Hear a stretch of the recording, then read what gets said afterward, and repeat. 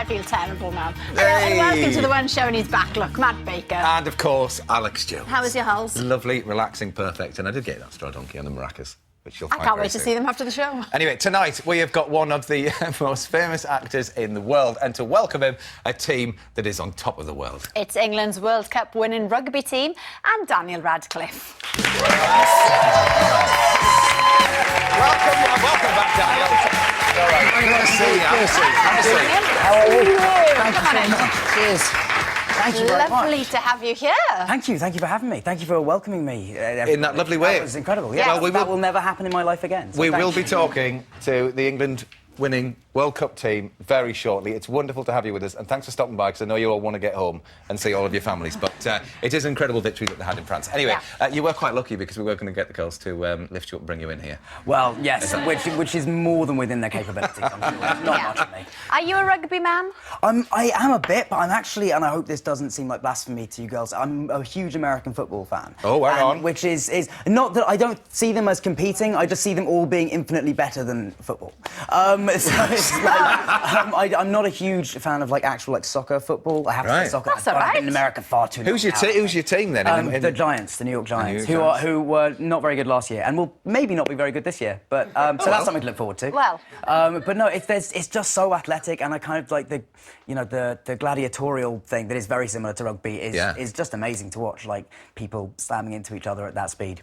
It's just great entertainment. There you go. Sorry, it really is. There you go. A succinct, yeah. version of it. Well, I'm trying to be succinct, because I feel like I ramble when I'm on live television. It's all right, Daniel. We all do it. All right. We've got half an hour, mate. You can chat away. Don't worry about it. Honestly, don't worry about a thing. Now, this month marks the 100th anniversary of the start of Britain's involvement in World War I. Yes, and we were saying earlier, you played a World War I soldier, didn't you? I did, in My Boy Jack. We've got the footage from the film. Oh, yeah. It looks pretty gruelling to film. I mean, how was it then? I actually met one of the guys recently who was in the trenches that they constructed with us and the rain machines, and it was I think 4 of the guys, they were all Irish reserves, the Irish Territorial Army, kind of do a lot of film work, and they I think 3 guys went to hospital with hypothermia and 2 with pneumonia. Really? It was that was some cold days. But I also hasten to add that it was not even it's not as bad as the actual trenches. We are just actors playing it at But the end of the day. the thing is, it's the gear, though. And when you put that on and you then obviously get them wet and you realise how heavy everything is. I mean, I was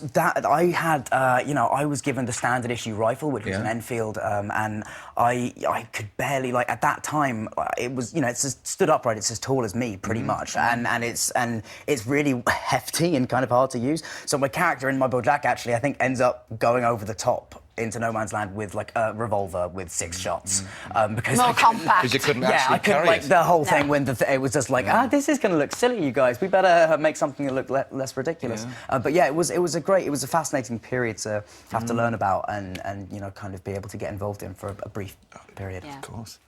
Well, a campaign has been launched. Yeah, and I know, Daniel, you're very into World War I anyway, and it's not just the film, and it went back to Well, no, I mean, I've always just been fascinated by it at school. It was one of the subjects that you really sort of learn, and the weight of the history that you're learning about, and actually how comparatively recently it was really hits you. And yeah, I mean, thinking about the idea that most of those guys, there would have been some notion of being excited. They wouldn't have ever left England. There would have been a sort of the volunteer with Kitchener. Come on, join up.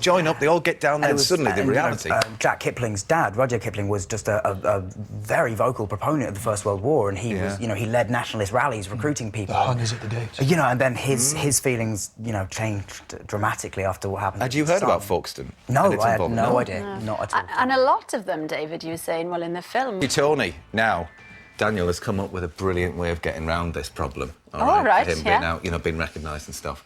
It's not an invisibility cloak, before you start. OK. It is, in fact, this. Spider-Man. There we are! Spider-Man. And that is you. That is me, yeah. That's me at Comic-Con. Because I wanted to go to Comic-Con and I wanted to go down on the floor and actually experience the proper show. But that's not going to happen if I'm just walking around looking like me. No. So I got to just do some childish wish fulfillment and play Spider-Man for a bit, which was great. You could have just gone as Harry Potter. It's a treat, though, doesn't it? I would have made a great Spider-Man, wouldn't Yeah. Yeah, thank you. You've got a good character. You dress up as Oh, should we not go there? I think we have to now. It's Josh Groban. Do you do Josh Groban? Not intentionally. sometimes if I happen to put this particular head Sorry, thing Matt, on, I didn't mean to say that on the television. Honestly, it's amazing the reaction you get. People just ask me to sing to them everywhere I go. Anyway, let's move on. We saw your brand new film called What If? Yes. Earlier on at lunchtime, actually, and we both loved it. We both got theories about it. Okay. What did you think, Matt? It's a definite rom-com that blokes can enjoy. Yes, thank you very much for saying that. I think so, yeah. Men won't be dragged to this like they normally are to rom-coms. No, not at all. Some rom-coms can be skewed towards the female perspective, and this is very balanced. Like, there's both stories are told equally. I think there's a pressure on... I think often men are the less interesting characters in rom-coms, and I don't, I hope that's not the case in this one. I think me and Adam Driver and all the other guys in it, I don't know, it's a good male take on things. All right. Yeah. So let's have a look then, and then we'll talk about it off the back of it. All right. So, I've been with Ben for 5 years, and, I totally get that guys don't want to hang out with the girl with the boyfriend. But it just sucks, It just, makes you feel like the only thing that's interesting about you is how you look with your clothes off. I mean, it should be easier to make friends if you have a boyfriend because there's no confusion. So is that it? That's your big pitch to be my friend? That was terrible. Yeah, I know. I practice in the mirror and... Anyway. Friends? Yeah, why not? All right. Friends. Really, friends. I mean, that is the key word here. Just put that clip into perspective. And basically, my character meets Zoe's character, Chantry, at a party at the beginning of the movie, and we really hit it off. There's that instant kind of chemistry and connection between them, and it's very obvious they fancy each other. Then on the walk home, she drops the news in that she has a boyfriend, which all men have experienced that moment. And so my character kind of resets his expectations of the situation, and he says, well, this person makes me really happy, so I don't want to give up being in her company, but I obviously can't be with her, so I'll just attempt to be just friends, which is that's the scene you just watch, is them sort of coming to that agreement. Yeah, it's got plenty of laughs though, but at the end, it's pretty emotional, isn't it? Yeah, but thank you. It's got a good sort of... My character says, in my character's final speech of this movie, I loved, because it's what I feel like I always want to see the character say in every movie I've ever seen that's kind of like this, and they never do, and I actually got to in this film. And yeah, it's very, very funny and hopefully quite sweet at the end. Yeah, and there's a real camaraderie amongst the, all the actors that are in there, and a great feeling. And I was, I couldn't help thinking back to the time, when you were doing Harry Potter with the group there, and you said, I read somewhere that you said that it was one of the happiest times of your life there. Yeah. How did this experience compare to that? I've been really lucky in every job I've... the film crew I worked with on Harry Potter, I worked with a lot of them for 10 years, and so they really did become like a second family.